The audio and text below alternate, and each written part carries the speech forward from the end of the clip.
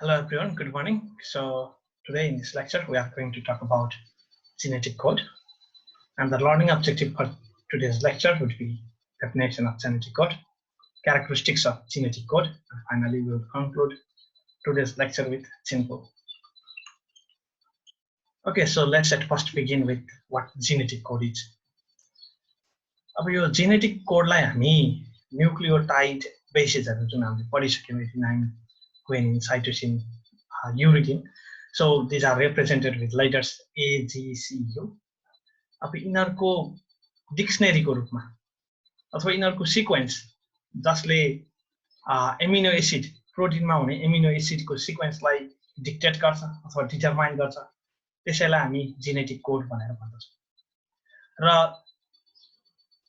triplet of these codes or these letters that we say genetic code, र त्यसैलाई हामी चाहिँ त्यो ट्रिप्लेट्सलाई चाहिँ कोडोन भनेर भन्छौं.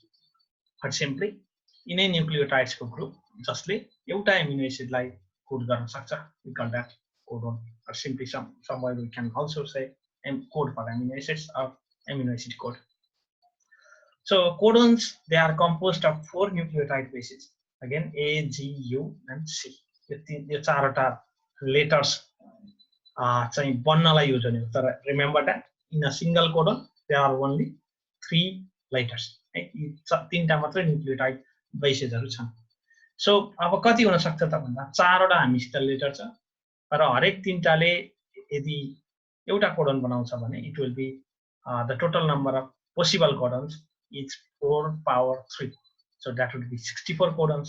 And out of these 64 codons, 3 of them that are shown in red here, so UAA, UAG and UG, they act as stop codon. Stop codon भनेको यिनीहरुले amino acid code गर्दैन, र ट्रान्सलेसनको बेलामा जति बेला एमआरएनए मा यी कोडन्सहरु देखा पर्छन्, then at that time the translation will be terminated. So भनेपछि अब 64 मा तीनटाले कोड नगर्ने भएपछि बाँकी रहे 61 कोडन्स जसले चाहिँ 20 वटा एमिनो एसिडलाई कोड गर्छ. अब 61 कोडन छ, जम्मा 20 वटा एमिनो एसिड छ, त्यही भएर एउटा भन्दा धेरै कोडनले एउटा एमिनो एसिडलाई कोड गर्न सक्छ. For example, if you look at here in case of arginine, so 2 and this 4, so a total of 6 different codons code for the same amino acid arginine. Okay, so the next very important thing is that so that we have already looked at protein translation is that your AUG, this is the initiating codon for initiating protein synthesis. Only the difference is that in prokaryote it is formilated, it codes for formilated methionine, whereas in eukaryotes and also in the eukaryotes the initiating codon is again AUG, but it codes simply methionine, right? And if you remember, prokaryote ko intercalating amino acids, again this same AUG codon codes for methionine. Okay, so now this is a list of codons. अब codon लाई चाहिँ हामी यदि, so there are triplets, तीनटा letter छ भनेपछि first letter चाहिँ यो रो ले रिप्रेजेन्ट गर्छ. So for example, this row is UCAG, and second letter is again represented by this column, so UCAG. So if you pick up first letter and second letter, let's say AC, A and C, so you are on this box. अब यो बक्समा पनि यहाँ चारवटा option छ. So if you pick third letter, so let's say U, then ACU, so this ACU will code 3 only, and this is how you find the codons for a specific amino acid using this table. Okay, so I have already explained a little bit of characteristics of genetic code, but let me delve into it a bit more. So the first characteristic is that the genetic code is triplet. Triplet भनेको यस्ता चाहिँ लेटर्सहरु, न्यूक्लियोटाइडको लेटर्सहरु तीनटाले एउटा amino acid code गर्छ. So that's what is triplet. So why are duplet and singlet codons not possible? यदि singlet हुन्थ्यो भने जम्मा UCAG चारवटा लेटर छ, चारवटा मात्रै एमिनो एसिड कोड गर्ने हुन्छ, but we have 20 amino acids, so it's not possible. यदि डुप्लेट हुन्थ्यो भने अगेन इट विल बी 4 वटा लेटर छ अनि डुप्लेट भनेको एउटामा दुईटा राख्दा so it will be 4 power 2 which will be 16 अनि हामीसित त फेरि 16 भन्दा पनि बढी एमिनो एसिड छ 20 वटा छ so therefore this duplet is also not possible. Duplet codon is also not it is not possible to code for 20 different amino acids.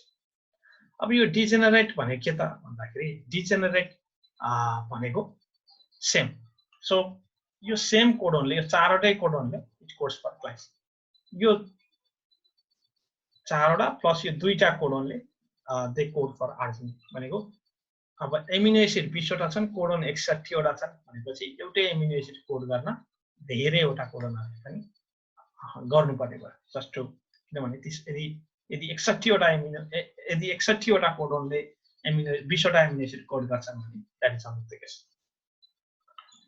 Okay so the next is the code is non overlapping अब mRNA को यदि हामीले sequence हेर्यौं भने let me draw it here let's suppose this is AUGCC AGCC GGCCCA okay so अब यहाँनेर चाहिँ code is non overlapping भन्नाले यो तीनटा let's suppose AUG start codon so let me highlight it here so in next we will begin from CCC so just let me highlight it in another color green okay so यो सुरुको तीनटा AUG गएपछि त्यस पछाडीको सुरु हुने nucleotide जुन छ CCC this triplet will code for another amino acid अब यो नन ओभरल्यापिङ को अझ म रियल कन्सेप्ट यसरी बुझाउन सक्छु so just let me control C अब यसमा हुँदैन के त भन्दाखेरि यो AUG भयो लेट्स सपोज भने अब यहाँनेर एउटा G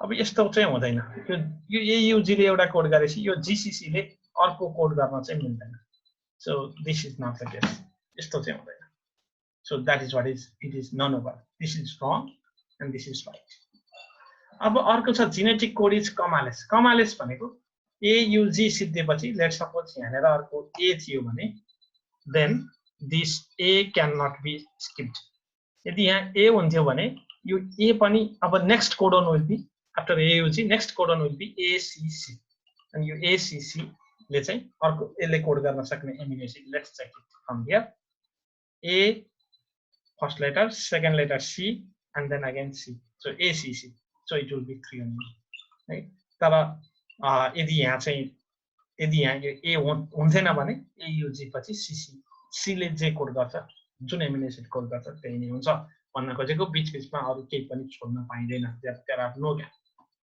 अर्को the code is non ambiguous भनेको कुनै एउटा एमिनो एसिडले लेट्स सपोज यो GGG ले चाहिँ ग्लाइसिन कोड गर्छ भने यसले जहिले पनि ग्लाइसिन नै कोड गर्छ यस्तो हुँदैन कि यसले कहिले GGG ले ग्लाइसिन कोड गर्ने कहिले GGG ले अर्को एमिनो एसिड कोड गर्ने त्यो चाहिँ हुँदैन so that is it's very clear that each of the coding codons always code for the same amino acid अब कोड इज युनिभर्सल भनेको एउटा कुनै कोडनले लेट्स सपोज GGG ले ग्लाइसिन कोड गर्छ भने भाइरसमा पनि यसले ग्लाइसिन नै गर्छ प्रोक्यारियोट्समा पनि यसले ग्लाइसिन नै गर्छ युक्यारियोटमै पनि ग्लाइसिन गर्छ भनेको across all organisms and this is what is the same amino acid will be coded by a particular codon that's true for all है त्यो चाहिँ त्यही भएर यसलाई हामी युनिभर्सल भनेर भन्छौं and the last one is code is collinear भनेको so DNA मा न्यूक्लियोटाइड को सिक्वेन्स हुन्छ ATGC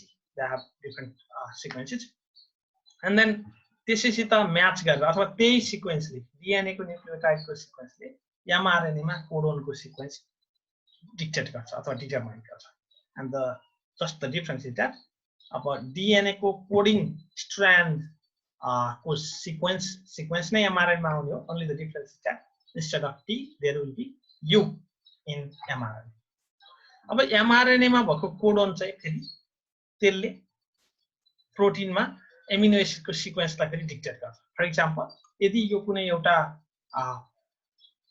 आरएनए को mRNA को स्ट्रक्चर सिक्वेन्स हुन्थ्यो भने then it will be AUG, it will code for methionine, and then CCC, that it will code for CCC, proline, and then so this will be proline. Okay, so this will be proline, and then again there is AGG, and this AGG will be let me look at it here, AGG. Okay, so AGG is arginine, and this is how it continues. भनेपछि DNA मा भएकोले DNA को nucleotide को सिक्वेन्सले mRNA को कोडोनलाई, त्यस कोडोनको sequence र त्यसको अर्डरलाई डिक्टेट गर्ने भयो, and that will again dictate the amino acid sequence in a polypeptide chain, and this is what is known as collinearity. So I hope you are clear with it. So now let's move to another topic called gene pool. अब कुनै पनि एउटा पपुलेसनमा रहेका जति पनि जिन्सहरू छन् तिनको स्टडीलाई हामी पपुलेसन जेनेटिक्स भनेर भन्छौं। र कुनै पनि एउटा population, so let's talk about Nepalese population, Asian population, Hispanic population, high altitude population or something. अब कुनै एउटा बाउन्ड्रीले, कुनै एउटा रिलिजनले, कास्टले जेले पनि गर्न मिल्यो। सो कुनै एउटा गिवन पपुलेसनमा त्यहाँ अब जति पनि जिन्सहरुमा, अब हरेक जिन्सहरुमा हुन सक्ने एलिल्सहरु सबै जिनका पोसिबल एलिल्स हुन्छ कुनैमा। So there are 2 alleles for each of the genes, अनि कुनै कुनैमा मल्टिपल एलिल्स पनि हुन सक्छ। अब ती सबै पोसिबल एलिल्स, सबै जिनको पोसिबल एलिल्स जति पनि एउटा पपुलेसनमा छ त्यसको सम टोटललाई नै हामी जिन पुल भनेर भन्छौं। र अब यो जिन पुलको लागि हामीले कुनै एउटा सर्टेन गिवन टाइम र कुनै एउटा इन्टरब्रिडिङ पपुलेसन चाहिँ हामीले चुज गर्नुपर्ने हुन्छ, र तिनीहरुमा भएका टोटल एलिल्स लाई चाहिँ हामी त्यो पपुलेसनको जिन पुल भनेर भन्छौं। Okay, thank you very much for listening to me, and here are some chapter and questions for you to practice. Thank you very much once again.